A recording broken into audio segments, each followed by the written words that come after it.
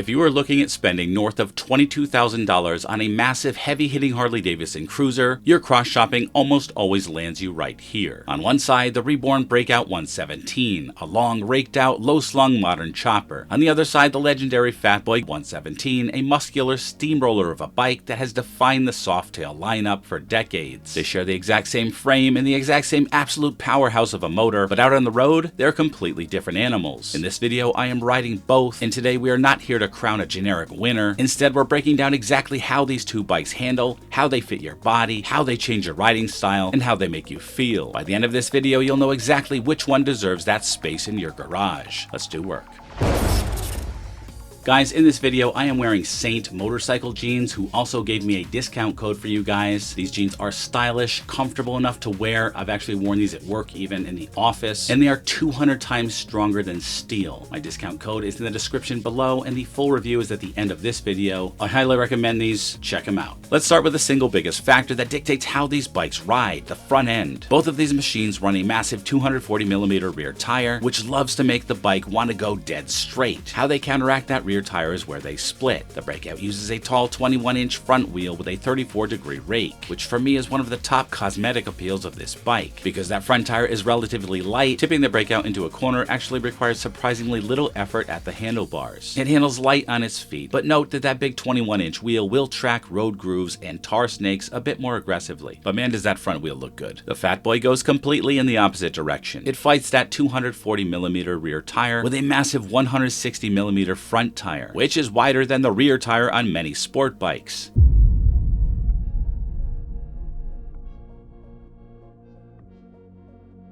Combined with those solid aluminum wheels that act like heavy gyroscopes, the Fatboy feels incredibly planted. It feels like a big, fast freight train. The trade-off? It requires some muscle. It requires real, deliberate counter-steering. You don't just hint at a turn on a Fatboy, you command it. You apply some elbow grease. This isn't a girl's bike, and if that offends you, sorry, not sorry. This is a Harley Davidson Fatboy. This bike requires muscle to muscle it around parking lots and through corners. And that's one of the invisible badges you get to wear when you ride one. Or maybe not so invisible. It's a masculine bike, and that's why we want it. Let's talk about the visual presence and styling. Before you even turn the key, these bikes make a statement, but they do speak entirely different design languages. The Breakout is pure, modern, custom chopper behavior. It is long, low, and absolutely drenched in bright chrome, from the fork sliders to the fender supports. The massive 5-gallon tank is stretched out, emphasizing that low-slung silhouette. Up front, the 21-inch roulette-style wheel gives it a raked, aggressive look that makes the bike look like it's moving at 80 miles an hour even when it's standing on its kickstand. It's flashy, it's sharp, and it demands attention. And as I said, for me, that front wheel is one of the most beautiful and interesting things about this bike. I love it. The Fatboy doesn't do flashy.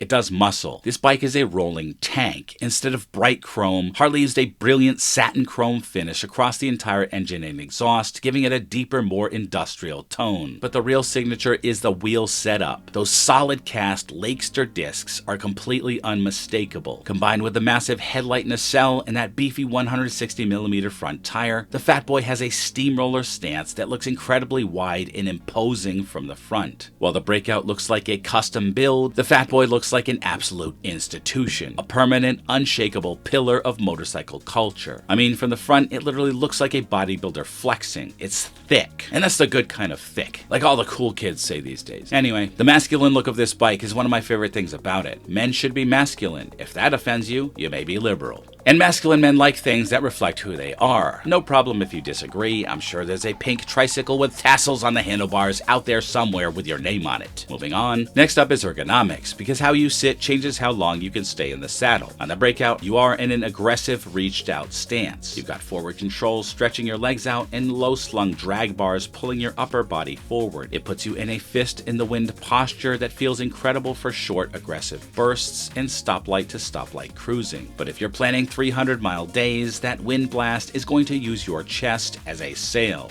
The Fatboy is traditional cruiser comfort. You get massive floorboards that let you adjust your feet on long rides, and the handlebars sweep back naturally to meet your hands. You sit in the Fatboy, whereas you sit on the Breakout. If highway miles and all-day comfort matter, the Fatboy's ergonomics take the win easily. Both bikes are comfortable, but for me, at least for longer rides, the Fatboy is where it's at. Now let's talk about that equalizer, the Milwaukee-Eight 117 cubic inch V-twin. With a beefy 103 horsepower and a massive 126 pound-feet of torque at just 3,000 RPM, this motor is a masterpiece. On either bike, when you crack the throttle in second or third gear, the acceleration is immediate, violent, and addictive. Because the Breakout is slightly lighter and puts you in that aggressive stance, the sensation of speed feels a bit more visceral. But make no mistake, both of these bikes will pull your arms out of their sockets when you ask them to. So it comes down to the ultimate choice: your money, your garage. Which one of these would you sign the papers for? I say buy the Harley Davidson Breakout if you want pure, unadulterated attitude. It's a modern factory custom chopper that looks the part. Buy the Breakout if you love short, high-impact rides, where looking good and launching hard from a stoplight is the primary goal. Buy it if you prefer a lighter steering feel at the front bars, even if it means sacrificing some high-speed highway stability. And buy the Harley Davidson Breakout if you want to exude style and uniqueness. Buy the Harley Davidson Fat Boy 117 if you want an absolute icon. The muscular silhouette and solid Lakester wheels are unmistakable from a mile away. There's a reason Arnold Schwarzenegger was riding one of these Fat Boys as the Terminator back in 1991. It's an icon. Buy the Fat Boy if you want to put down real miles.